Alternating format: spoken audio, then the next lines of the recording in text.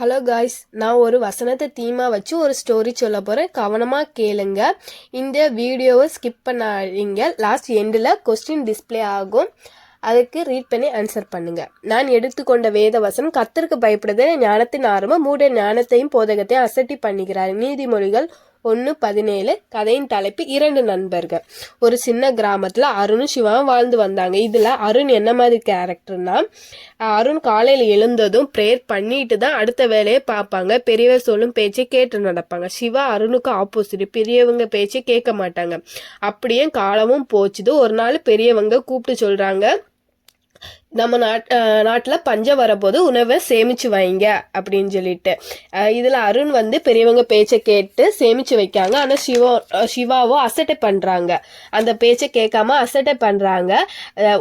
அப்படியே காலமும் போச்சுது. பெரியவங்க சொன்ன மாதிரியே பஞ்சமும் வருது.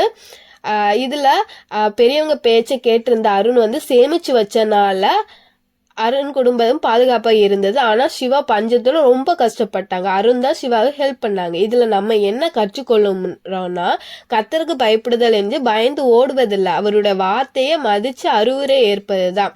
அருண் பெரியவங்க பேச்சு கேட்டு கீழ்ப்படிந்தான். சிவா பெரியவங்க பேச்சு கேட்காம கஷ்டப்பட்டான். நாம அப்படிதான். ஏசப்பா பேரண்ட்ஸ் சொல்றத விஷயத்த நம்ம கேட்கவே மாட்டோம், லாஸ்ட் கஷ்டப்படுவோம். இதனால நம்ம எப்போதும் ஏசப்பா சொல்றத, வீட்டில் அப்பா அம்மா சொல்றத கேட்கணும். ஓகேவா? இப்போ கொஸ்டின்குள்ளே போகலாமா? கொஸ்டின் டிஸ்பிளே ஆகும், ரீட் பண்ணி கமெண்ட் பண்ணுங்க. நான் சொன்ன கதை பிடிச்சிருந்தா லைக், எந்த வசனத்தை வச்சு கதை சொல்லலாம் அப்படின்னு கமெண்ட் பண்ணுங்க. ஓகேவா?